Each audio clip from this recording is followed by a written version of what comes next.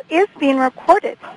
At this time, for opening remarks and introductions, I would like to turn today's call over to Ms. Kristen Southey. Please go ahead, ma'am. Good afternoon, and thank you for joining us today for Activision Blizzard's fourth quarter 2011 conference call. With me today are Bobby Kotick, CEO of Activision Blizzard, Thomas Tipple, COO and CFO of Activision Blizzard, Eric Hirschberg, CEO of Activision Publishing, and Mike Morhaime, CEO of Blizzard Entertainment. I would like to remind everyone that during this call we will be making statements that are not historical facts. These forward-looking statements are based on current expectations and assumptions that are subject to risks and uncertainties. As indicated in the slide that is showing, a number of important factors could cause the company's actual future results and other future circumstances to differ materially from those expressed in any forward-looking statements. Such factors include, without limitation, sales levels, increasing concentration of titles, shifts in consumer spending trends, current macroeconomic and industry conditions, and conditions within the video game industry, our ability to predict consumer preferences among competing genres and hardware platforms, the seasonal and cyclical nature of our industry, changing business models including digital delivery of content, competition including from used games, possible declines in pricing, product returns, price protection, product delays, adoption rate and availability of new hardware and related software, rapid changes in technology and industry standards, litigation and associated costs, protection of proprietary rights, maintenance of key relationships, including the ability to attract, retain, and develop key personnel and developers that can create high-quality hit titles, counterparty risks, economic, financial, and political conditions and policies, foreign exchange and tax rates, and identification of acquisition opportunities and potential challenges associated with geographic expansion. These important factors and other factors that potentially could affect the company's financial results are described in the company's annual report on Form 10-K for the period ended December 31st, 2010, and in the company's other SEC filings. The company may change its intentions, beliefs, or expectations made at any time and without notice based upon any changes in such factors in the company's assumptions or otherwise. The company undertakes no obligation to release publicly any revisions to any forward-looking statements to reflect events or circumstances after today, February 9, 2012, or to reflect the occurrence of unanticipated events.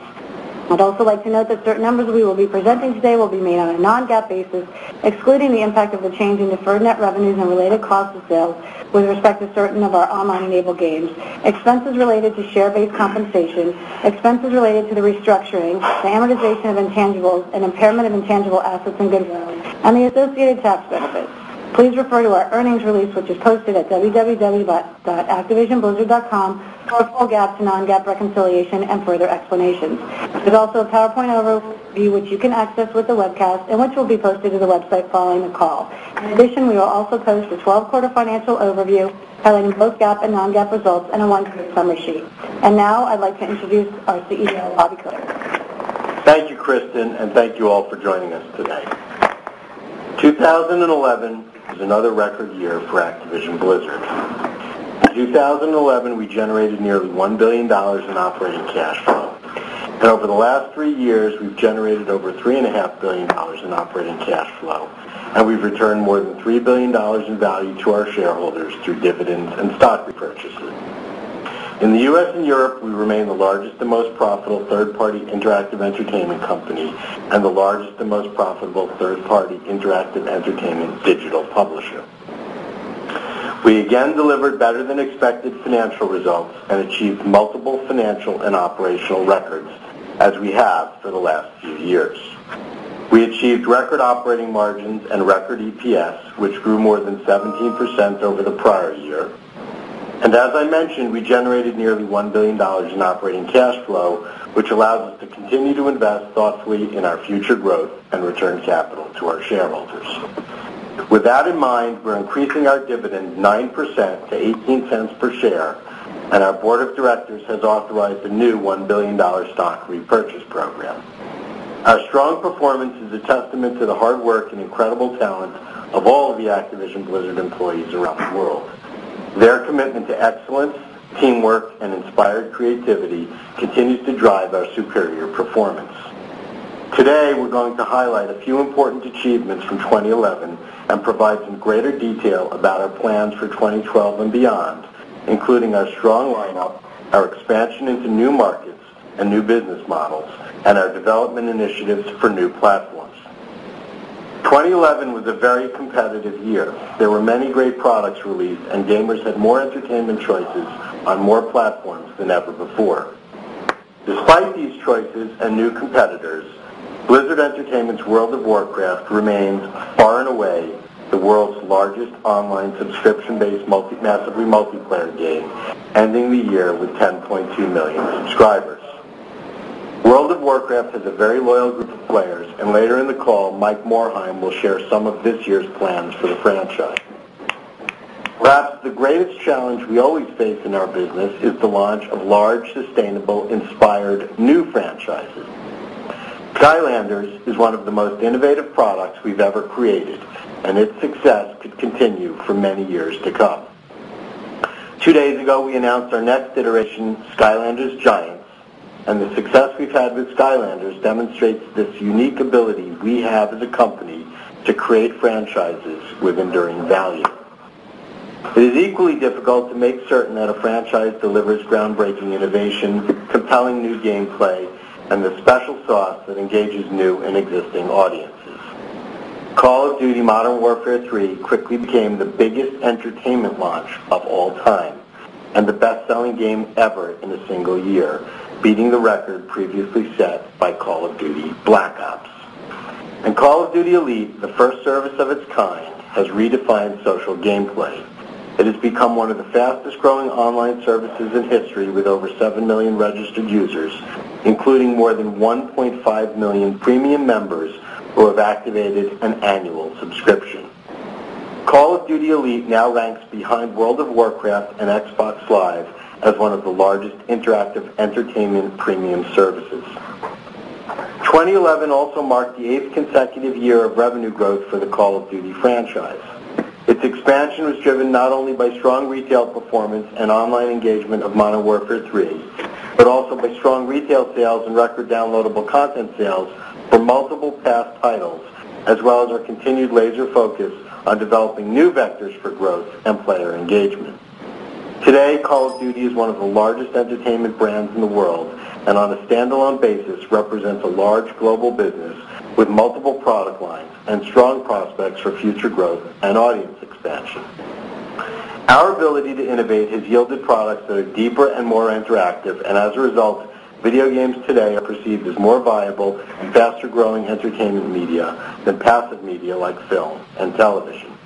By evolving our offerings, we have pioneered the platforms and technologies that constitute the next generation of the entertainment industry.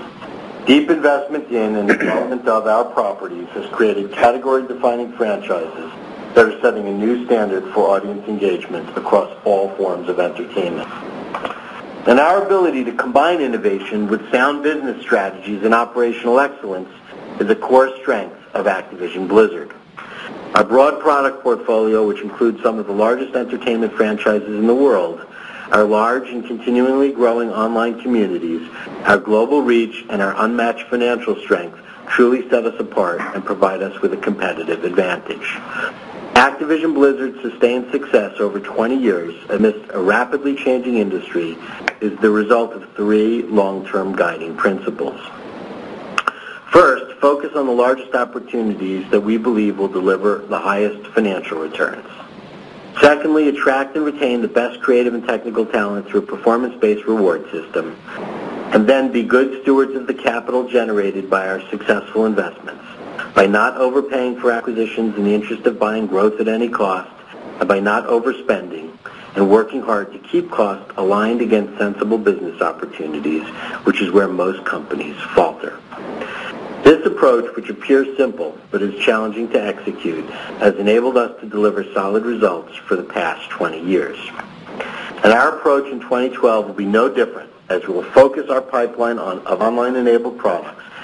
This year in particular, Blizzard Entertainment plans to release multiple anticipated titles, including Diablo 3. And from Activision Publishing, we plan to have a new Call of Duty game and expect to grow Call of Duty Elite. We also plan to launch a new Skylanders game in the Skylanders universe, Skylanders Giants, and will continue to invest in new products, business models, and initiatives, including our new universe from Bungie. Today, our online platforms, including Battle.net and Call of Duty Elite, support approximately 50 million monthly active users. many of whom we can communicate with and deliver content and innovative game experiences to. Over the next few years, this direct relationship should allow us to create deeper customer player experiences and further expand our large player communities. For each of the past 3 years, Activision Blizzard has delivered operating margin expansion and EPS growth, and in total generated over $3.5 billion in operating cash flow. Our consistent financial and operational performance is the result of our collaborative corporate culture, which attracts the industry's most talented, creative, and capable people, and our laser focus on our long-term objectives. It's our commitment to excellence and the hard work of our incredibly talented employees around the world that has allowed us to remain the leader in interactive entertainment. In addition, our strong balance sheet and financial discipline allow us to continue to invest to deliver innovative entertainment experiences, capitalize on growth opportunities afforded by new technologies, and expand our global reach, all of which should allow us to increase shareholder value in the future, as we have over the last 20 years. Now I'd like to turn the call over to Thomas Tippel, who will take you through our financial results. Thank you, Bobby. Today, I'll begin with a recap of our record December quarter and calendar year results, followed by a review of our outlook for 2012. Please refer to our earnings release for full GAAP to non-GAAP reconciliation. Also, the numbers I'll be quoting are compared to the prior year, unless otherwise noted. For the calendar year on a GAAP basis, we generated record revenues of $4.8 billion, record operating margin of 28%, and record EPS of 92 cents. On a non-GAAP basis for the calendar year, we generated significantly better than expected revenues of nearly $4.5 billion. We expanded our non-GAAP operating margin 170 basis points to a record 30.3%, and we grew EPS 18% to a record 93 cents. Despite challenging retail conditions, tough comps for Call of Duty, and no frontline releases from Blizzard, we set new record results for the industry and exceeded our going-in expectations for 2011 by a wide margin. Since our merger with Blizzard in 2008, our operating margins have increased by more than 625 basis points and reflect profitability well exceeding other interactive entertainment companies, most major media companies, and several leaders in Internet and software. Additionally, since the merger, we have grown EPS double digits every year, and this year marks our largest increase yet. Finally, and most importantly, this year we generated nearly $1 billion in operating cash flow, which enables us to invest in our growth opportunities and return significant value to shareholders in the form of buybacks and dividends. Over the last 3 years alone, we've invested over $3 billion in product development and sales and marketing, generated $3.5 billion in operating cash flow, and returned $3.1 billion in value to shareholders. All of these financial milestones further demonstrate that the opportunities in interactive entertainment far outweigh the challenges for us, and that we continue to focus our investments appropriately against the largest opportunities. Now moving to the details of our fourth quarter results. On a GAAP basis, we generated revenues of $1.4 billion and earnings per share of 8 cents. On a non-GAAP basis, we generated revenues of $2.4 billion and increased earnings per share by 17% to a new quarterly record of 62 cents. Our strong performance for the quarter and year-to-date has been driven by our products with breakthrough innovation, online integration, and digital revenue streams, including Blizzard's World of Warcraft, Activision's Call of Duty, and our newest IP, Skylanders. In 2011, our products with online integration and digital revenue streams also drove record digital revenues of approximately $1.6 billion, and this was accomplished despite the lack of frontline releases from Blizzard. Turning to the specific P&L line items for the fourth quarter, please note all percentages are based on revenues except the tax rate. For GAAP, product costs were 38% and operating expenses were 60%. Our GAAP tax rate was negative due to strong profit performance abroad, where corporate tax rates are lower, and tax reserves rolling off after the statute of limitations expired. For the quarter, non-GAAP product costs were 31%. This is up from our prior outlook due to the overperformance of our distribution business. Non-GAAP operating expenses were 32%, lower than our prior outlook, due mainly to leverage from strong top-line performance, including overperformance of Skylanders toys. Investment income was negative as a result of FX hedges for the fourth quarter.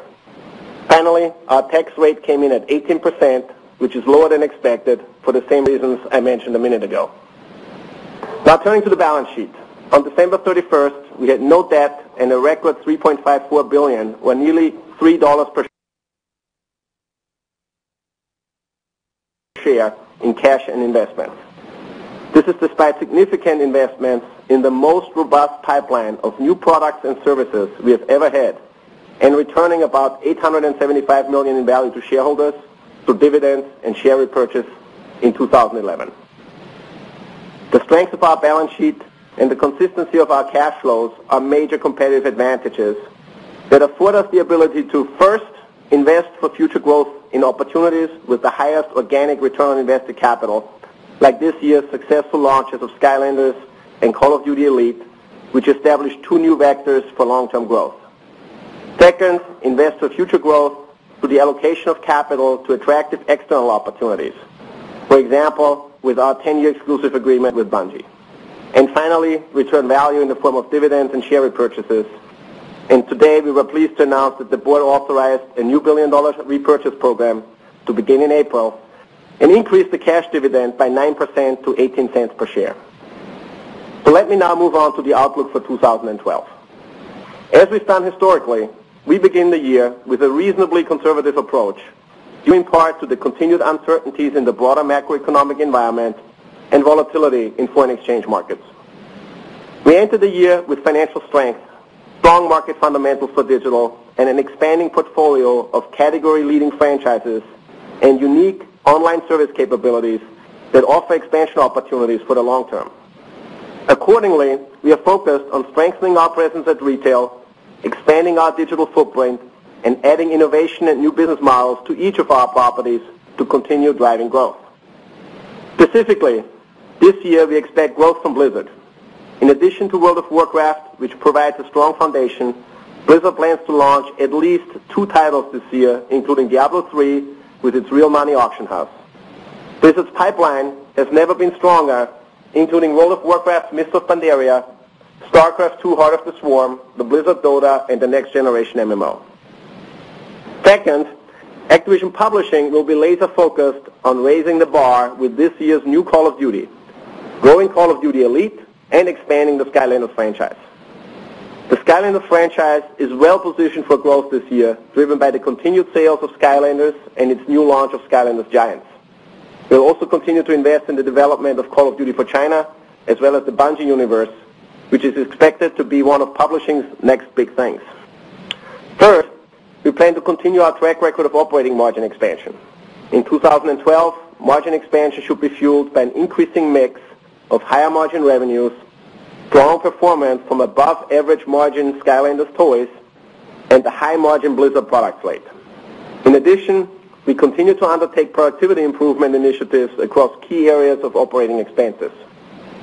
This should allow us to expand our non-GAAP margins to a new record while continuing to invest in our future product pipeline and online capabilities.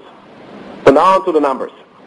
For calendar year 2012, on a GAAP basis, we expect net revenues of $4.15 billion, product costs of 29%, and operating expenses of 48%. We expect a tax rate of 26% for the year, and have assumed a share count of about 1.15 billion, resulting in EPS of 63 cents. Our GAAP results are expected to be down versus the prior year due to significantly larger deferrals from 2012 into 2013, driven by Blizzard slate and growth of Call of Duty Elite. For 2012, we expect non-GAAP net revenues of $4.5 billion. At our Analyst Day in September, we projected 5% plus average annual revenue growth through 2014 of a base of $4.05 billion. Our outlook today represents an 11% revenue increase versus that baseline, and again, already in the first year, puts us way ahead of our long-term growth plan. This year we expect non-GAAP revenue growth from Blizzard, driven by the release of 2 new titles, and from the core Activision Publishing business, offset by a reduction of approximately $130 million in revenues from our distribution and affiliate businesses. In addition, we factored in about $200 million of negative FX year over year to protect against potentially adverse volatility in the currency markets. On a constant currency basis, our initial outlook calls for 5% revenue growth. We expect non-GAAP product costs of 27% and operating expenses of about 40%. This should result in year-over-year non-GAAP operating income growth of 8% and on a constant currency basis, growth of 15%. For calendar 2012, we expect non-GAAP EPS of 94 cents. Again, at our Analyst Day, we projected 10% plus average annual earnings growth through 2014 with a starting point of 77 cents. And our outlook today already represents a 22% increase in EPS and puts us significantly ahead of our growth targets despite reasonably conservative assumptions going into the year. The 2012 non-GAAP EPS outlook of 94 cents is only slightly ahead of prior year actuals due to a higher tax rate versus a year ago. On the other hand, we now expect that the 27% tax rate for 2012 is also a good planning assumption for our long-term tax rate versus our previous long-term tax rate assumption of 30%. This lower average long-term tax rate is a result of stronger international profit performance, and applying our current multiple, this amounts to more than $500 million of additional value creation for our shareholders. Over the last 3 years, we've outperformed our going-in GAAP EPS outlook, and people always ask, where could there be upside to our numbers? We think there are 5 big areas. Number 1, if Blizzard releases more than 2 titles this year. 2, if the Call of Duty franchise continues its track record of growth. 3, if Call of Duty Elite comes in better than expected. 4, if Skylanders' toy momentum continues and Giants is a top 10 title for the year.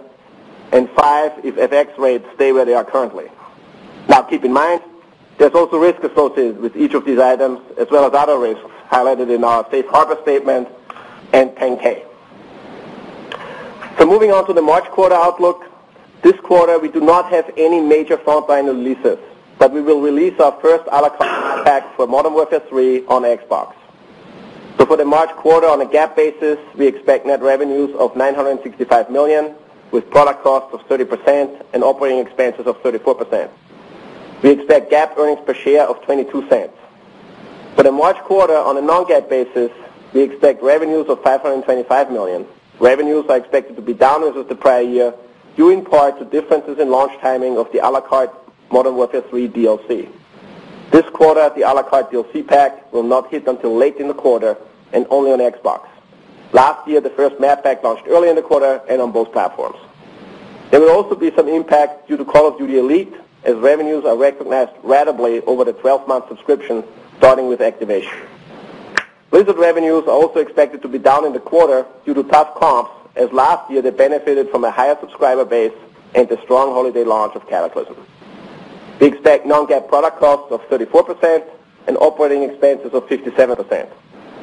Operating expenses are expected to be higher than the prior year due to lower revenues and increased investments, especially in sales and marketing for Blizzard's upcoming release of Diablo 3 and Activision Publishing's Call of Duty Elite. For the quarter, we expect non-GAAP EPS of 3 cents. So, in summary, 2011 was another year of strong financial and operational performance, and we think that our strength in the retail and digital segments, combined with our ability to create new revenue streams through continued disciplined capital investments and ongoing cost containment efforts, position us in 2012 for yet another record year. So now let me hand it over to Eric to discuss our Activision Publishing business. Thanks, Thomas, and hello, everyone. 2011 was an incredible year for Activision Publishing. I'm proud to say that, especially given that last year at this time, many doubted whether we could deliver the best-selling game of the year, launch a new online digital service, and launch a new intellectual property, creating a new multi-platform franchise in the process. Well, I'm happy to say that we not only achieved all of these goals, but exceeded them, and ended the year stronger and more profitable than ever. These achievements would not have been possible without the hard work and dedication of everyone at Activision Publishing worldwide, and I want to thank them for their efforts. Without their focus, drive, and creativity, we could not have had the largest entertainment launch in history for the 3rd consecutive year, delivering the highest-grossing game ever in a single year with Call of Duty Modern Warfare 3. Nor could we have launched a new intellectual property that would become the #1 kids video game of the year in Skylanders, Spyro's Adventure. Nor could we have launched one of the fastest-growing premium subscription services ever with Call of Duty Elite.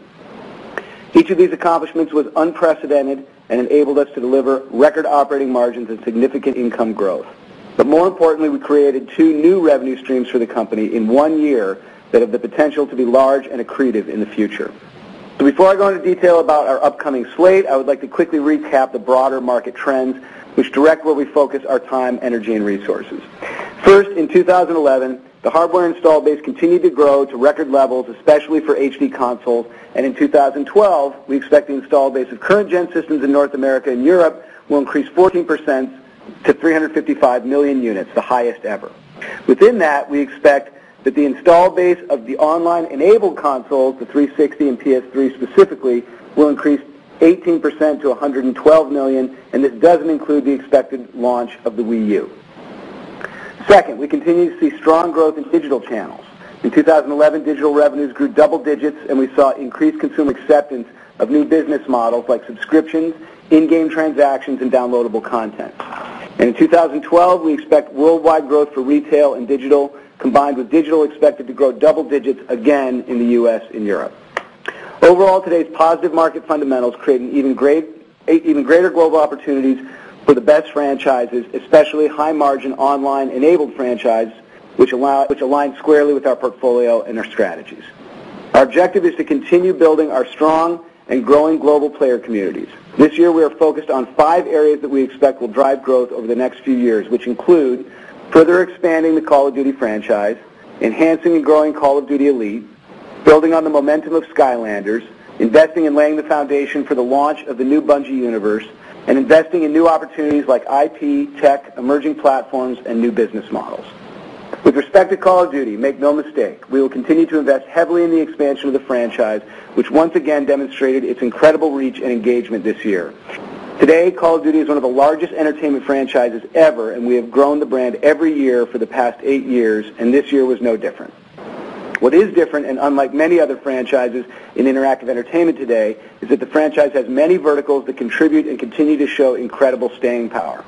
In 2011, previous and current Call of Duty releases continued to rank at the top of the global sales charts, continued to rank at the top of the global engagement charts, and continued to set new records in downloadable content sales.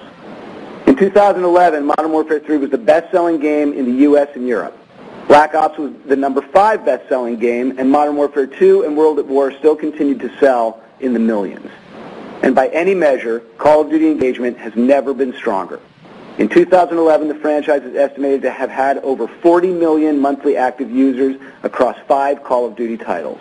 In terms of MAUs, in December alone, Modern Warfare 3 exceeded 20 million, Black Ops exceeded 10 million, Modern Warfare 2 exceeded 5 million, and World at War and Modern Warfare, which launched 3 and 4 years ago respectively, had more than 2.5 million monthly active users combined. Also during 2011, Modern Warfare 3 was the most played game on Xbox Live. The year-old Black Ops was the second most played game on Xbox Live, and the 2-year-old Modern Warfare 2 was the third most played game on Xbox Live. And in 2011, sales of downloadable content for the franchise set new industry records with growth exceeding the estimated growth rates of the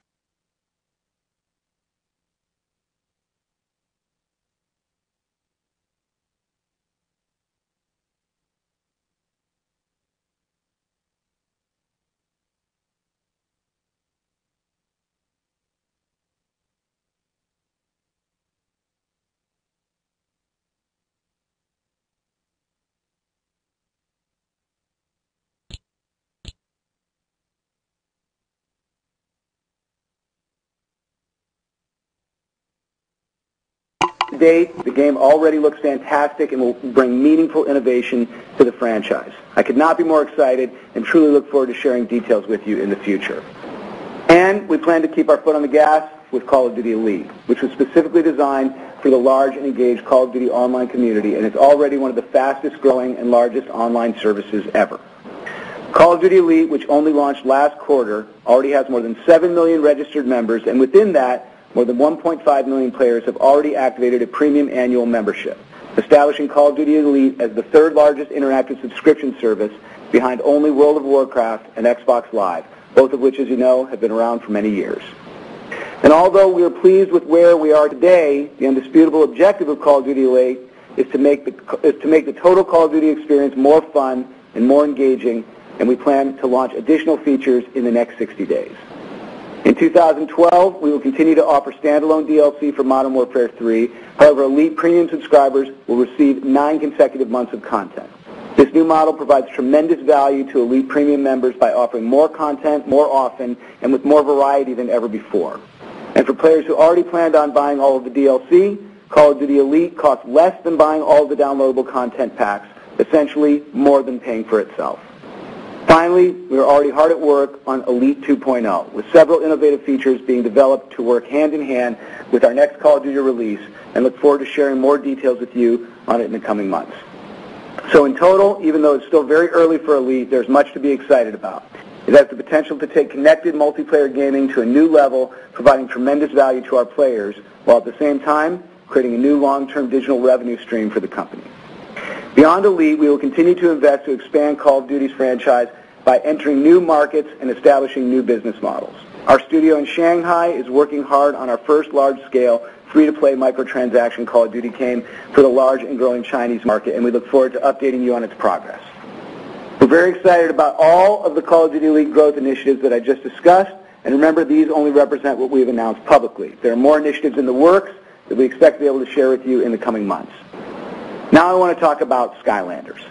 As you know, developing new IP is one of the most challenging parts of this business, and we are happy to say that our new IP, Skylanders, exceeded expectations and achieved a number of impressive milestones. This is why driving the Skylanders momentum is one of our biggest objectives of this year. In 2011, Skylanders Spyro's Adventure was the #1 kids video game in the U.S. and Europe, including toys, and was the largest new IP launch in Activision history. And, per NPD, in the U.S., if you include toys, Skylanders would be the 10th best-selling game of the year, and the only game in the top 10 that is not a sequel. In just 2.5 months, this unknown IP generated more than $200 million in sales, including the sale of more than 20 million toys worldwide. And the momentum for toys has shown no signs of slowing. As Jerry Storch, CEO of Toys R Us, recently said, quote, "The game was an enormous success last holiday, and the toys seem to evaporate as soon as they arrive on store shelves. We simply have not been able to keep up with the toy demand, and that is after shipping more than 20 million toys." These facts not only validate this new mode of digital and physical play, but they also validate our strategy to focus on our biggest opportunities. In 2012, we expect continued sales of Skylanders Spyro's Adventure, and we just unveiled the next step forward for the incredible franchise with Skylanders Giants. Giants features 8 new super-sized figures and a new slate of more than 12 regular-sized Skylanders that are key to the evolving storyline of the game. We're also innovating the toys with new light technology, which will be integrated into the Giants so that they glow when they're on or near the portal of power without batteries. With Giants, we plan an even more innovative and exciting rollout this holiday, and will benefit from the franchise's awareness, increased retailer support, and install base of starter packs to drive sales. I hope you all get to see Giants at Toy Fair next week in New York City. In addition to launching Giants, we plan to further expand the Skylanders experience by, 1, growing the Skylanders web world. Today we have approximately 1 million registered users, and we expect to increase that number by offering more content and features, some of which will be monetizable. 2, launching the game on the iOS and Android platforms, making the experience even more accessible and engaging. And 3, increasing the presence of the brand through licensing and partnership opportunities, which gives kids exciting new ways to interact with the Skylanders all year round. Today, the combined toy and game industries generate more than $100 billion in sales, and with Skylanders, we are now participating with a hit in both. Given the momentum we have seen and the strong product marketing and online plans we have, we believe that Skylanders has the potential to be our next $1 billion franchise. In fact, Jerry Storch from Toys R Us joined us again for the launch of Skylanders Giants earlier this week and said that he expects Skylanders to become one of the most successful toy franchises in history. In addition to Call of Duty and Giants, we're excited about the open-world action game Prototype 2, our wholly owned IP, which is expected to launch in Q2. There's a strong core fan base for the game, which has landed it on several lists of the most anticipated games of the year. We think we will grow it by making the sequel even better and more satisfying to core gaming fans. On the licensed IP side, we expect to release the Amazing Spider-Man game in conjunction with the theatrical blockbuster release this summer. We also expect to launch Transformers Fall of Cybertron in the fall, and to have releases from Wipeout and the long-standing successful Cabela's franchise, just to name a few. Looking further out, we continue to lay the foundation for our new universe from Bungie, one of the world's best developers. Bungie continues to make incredible progress on what we expect to be a genre-defining new IP that will provide us with tremendous new opportunities and which remains one of our key strategic growth pillars for the future. And lastly, we are willing to make significant yet prudent investments in opportunities like IP, tech, emerging platforms, and new business models, and are always analyzing opportunities. When I came to Activision a year and a half ago, investors told me they wanted to see two things: less dependence on the annual Call of Duty release and new future revenue streams. Well, in just 1 year, we have not only shown the ability to continue to grow the Call of Duty franchise, we have also diversified the business, making it a true year-round business with several different income streams and growth vectors within it. We've shown the ability to make our revenue more predictable with the fastest-growing subscription service, Call of Duty Elite, and set new standards for a year-round DLC business. And with Elite and Skylanders, we have added not one, but two new revenue streams with large-scale potential. Add this to the longer-term large-scale potential of our Bungie game, and I believe we are well-positioned for the future. In summary, 2011 was a breakthrough year, and looking ahead, we have an incredibly strong portfolio of games, and in development are several exciting new properties and initiatives. We will continue to focus on our biggest market opportunities where we can develop and sustain a true competitive advantage and when we can bring true differentiated best-in-class experiences to our players. I'm looking forward to updating you on the plans and performance as this exciting year unfolds. And with that, I'll now turn it over to Mike Morhaime, who will provide you with an update on Blizzard. Thank you, Eric. I want to quickly recap our activity from 2011. We launched both StarCraft II and World of Warcraft Cataclysm in China, and introduced a localized version of World of Warcraft to the fast-growing Brazilian market. We also announced expansion sets for StarCraft II and World of Warcraft, and kicked off the beta test for Diablo 3. We're preparing to launch multiple titles in 2012, and with the next BlizzCon scheduled for 2013, our development teams are focused on bringing these games to players as quickly as possible. Moving on to financials. In large part due to the record-breaking Cataclysm launch in 2010, our results in both Q4 2011 and the year are down versus prior year. Despite not releasing a new game, we still posted approximately $500 million in operating income for 2011, while investing in our strongest pipeline of games ever. Subscriber numbers for World of Warcraft ended 2011 at approximately 10.2 million, with no significant change relative to the prior quarter. We released a major update in November, which included new dungeons and raids, as well as new features that made our exciting raid content more accessible to a broader audience. This content update has been well received by the community, and we believe it has contributed to retaining our players in the wake of competitive launches. Another initiative that has been very successful is the World of Warcraft Annual Pass. This program was announced at BlizzCon this past year. Under its terms, players who commit to being a World of Warcraft subscriber for 1 year will get a free copy of Diablo 3, unique digital items in World of Warcraft, and other benefits. To date, we have signed up more than 1 million players in the West to the World of Warcraft Annual Pass. Some of you may have seen recent news about the upcoming World of Warcraft expansion, Mists of Pandaria. Last week, we began inviting global press to visit our office to get a hands-on look at the game.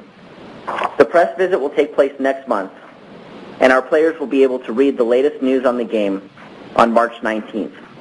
We're looking forward to showcasing the game to our community and collecting more feedback as we prepare for the upcoming beta for Mists of Pandaria. I mentioned earlier that we began beta testing for Diablo 3 last year. After receiving feedback from the community and our internal teams, we've implemented changes to the game which we believe will greatly improve the game experience and ensure that the final release will live up to our high expectations. We've also been testing the auction house functionality. This testing will help ensure a smooth rollout of this feature with the retail launch, so our players can safely and securely trade items with each other. Given the popularity of the action RPG genre and the keen interest in Diablo 3, we expect this launch to be a big opportunity for Blizzard. We can also confirm that we are targeting a Q2 launch for Diablo 3. We expect to announce more details about the release schedule in the coming weeks. On the StarCraft II front, 2011 was definitely a banner year for esports. One of the most popular leagues in the world, Major League Gaming, posted their most successful year ever. MLG served more than 3.5 million unique viewers over the course of the year, with much of that viewership driven by StarCraft II. We believe that the excitement for esports drives longevity and demand for our games, and with the recent announcement of our Battle.net World Championship season, we're looking forward to taking an even more visible leadership role in this space. As part of the Battle.net World Championship initiative, Blizzard will work with esports partners to create grassroots open tournaments at the national level to boost engagement in countries around the world. The reaction from our community on this initiative has been very positive, and we are looking forward to another exciting year for esports. In the midst of all the esports buzz, the StarCraft development team has been making great progress on the new expansion, Heart of the Swarm. The feedback we collected on the campaign and multiplayer content from this past BlizzCon has been invaluable. We will share more news about Heart of the Swarm in the coming months. Finally, we continue development work on Blizzard Dota, a new free-to-play online game which we showcased at the last BlizzCon. Blizzard Dota is being created using the StarCraft II engine and is based on an online gaming style that's become quite popular in recent years. We believe Blizzard Dota has unique design elements that will distinguish it from competitors. More importantly, our game will feature well-known heroes and characters from all Blizzard franchises in the game, giving it instant recognition and appeal among Blizzard gamers. As with Heart of the Swarm, we're looking forward to sharing more news about Blizzard Dota at a later date. We expect 2012 to be a big year for Blizzard, with easily our strongest pipeline of games ever. With multiple titles expected to launch in 2012, we're committed to bringing our players what they want most, new gaming experiences in all their favorite Blizzard universes. And I speak for everyone at Blizzard when I say that we all can't wait to join them on Battle.net in the battlefields of Blizzard Dota, Diablo 3, Heart of the Swarm, and Myths of Pandaria. Thanks, and I'll turn the call back over to Kristen. Kristen? Yep. And now we're going to take questions. Thank you, ma'am. If you would like to ask a question, you may do so by pressing the star key, followed by the digit 1 on your touch-tone telephone keypad. If you are on a speakerphone, please make sure your mute function is disengaged to allow your signal to reach our equipment. Once your line is open, you are allowed to ask one question, and then your line will be muted.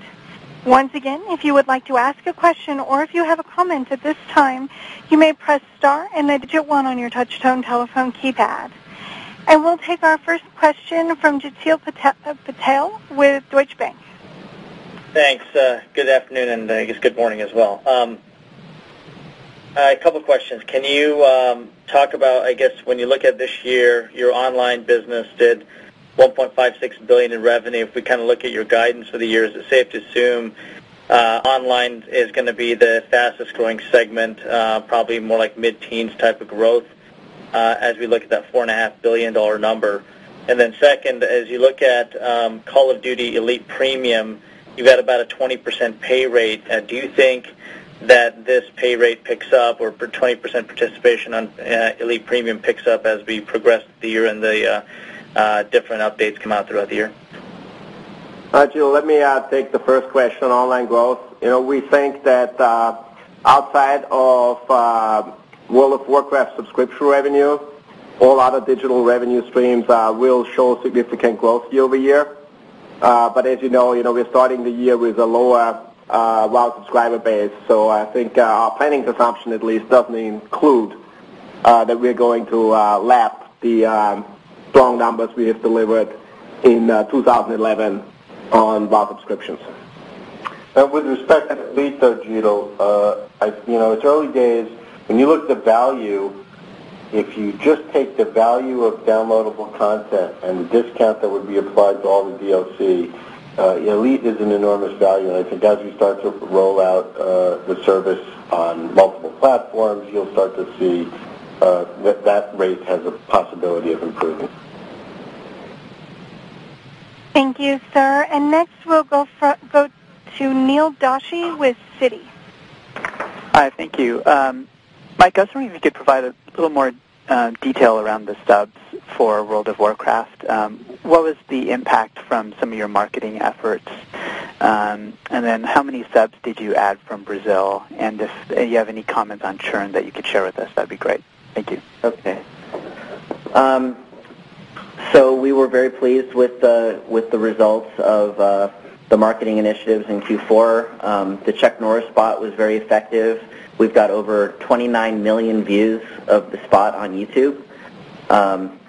And I think just looking at how well the subscribership held up during our most competitive quarter ever, we're very happy with that. Engagement of the player base is very strong.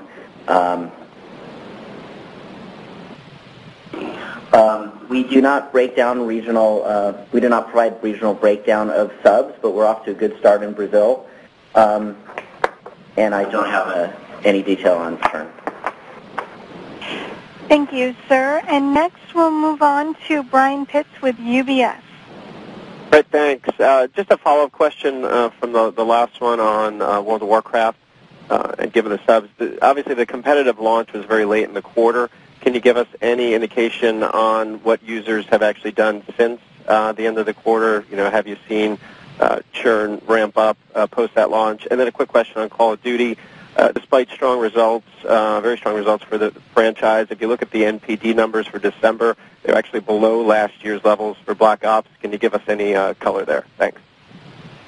Well, the most significant thing from the World of Warcraft standpoint for us was the launch of our free content update at the end of November, where we made significant improvements to the end game, which is extremely important for long-term player retention. And the community response to the update has been very positive, and as we've seen with other updates like that, it has been successful in driving engagement. We don't provide interim updates in terms of post-quarter end, other than to say, our strongest competitor did launch in December, and December was a good month for us. And as for Call of Duty and the NPD data you cited, I would answer by saying that we had a very effective launch, and part of that launch was our most effective and aggressive pre-order program ever, which drew a lot of the business forward. So I think it's not unexpected that the shape of the curve looks a little bit different than years past immediately following that. But the launch was the most effective ever, the pre-order program was the most effective ever, and it was the best-selling game ever in a single year. If you recall, we did $1 billion in 16 days, which for any entertainment medium was a record. Thank you, sir. And next we'll hear from Ben Schachter with Macquarie. Because I was wondering if I can get a sense of how big Skylanders might be as a percentage of revenue in 2012, and just in general non-COD or World of Warcraft as a percentage of revenue in 2012. And then separately, there's just been a lot of discussion recently about online gambling, and I was just wondering how Activision could potentially play in that with its current brands, or even potentially just going into traditional casino games. Any thoughts on that would be great. Really two things, Ben. All we have to say about Skylanders in 2012, it's going to be giant.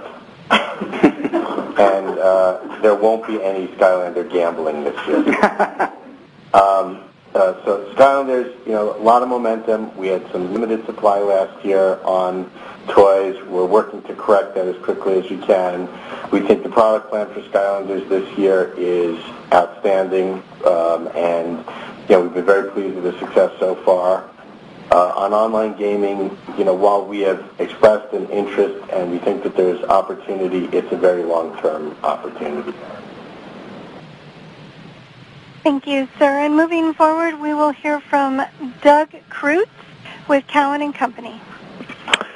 Yeah, thanks. Another question on Warcraft. It looks like your subscription revenues, your revenues for the game, not just subscriptions, were down about 10% sequentially. And given that the subs were relatively flat, I was wondering if you could give some color around why the ARPU was down so much. Thank you. Yeah, one of the factors that impacts that is our annual pass promotion, where we effectively, for the combination of products, give a certain discount through the free delivery of Diablo and amount. So we are applying that discount on a pro rata basis across all of those products. So we've been recognizing on those annual pass subscribers lower monthly subscription run rates Effective than what you've seen before we started the annual pass promotion. Thank you, sir. And next we'll hear from Brian Karmazet with Goldman Sachs. Hi, if you don't mind providing an update on the Call of Duty development in China and maybe how some of the coming releases of competitive titles there is causing you to maybe change course a bit on development.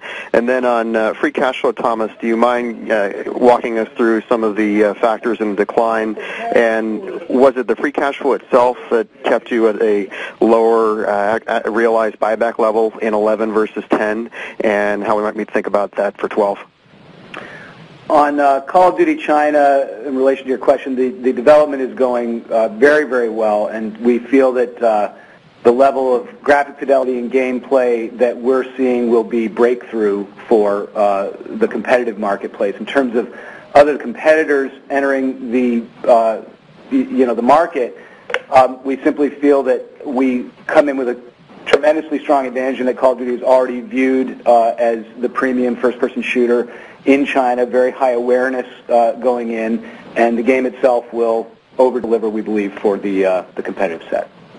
And on your cash flow question, and you will note that last year we delivered cash flow significantly above net income, which was possible because we made some significant improvements on the inventory front as we were unwinding the Guitar Hero business. So obviously, that's an event that doesn't happen every year. If you look at our free cash flow as a percentage of net income, we always said we should be trending above 80% of net income in terms of free cash flow, and we continue to do that.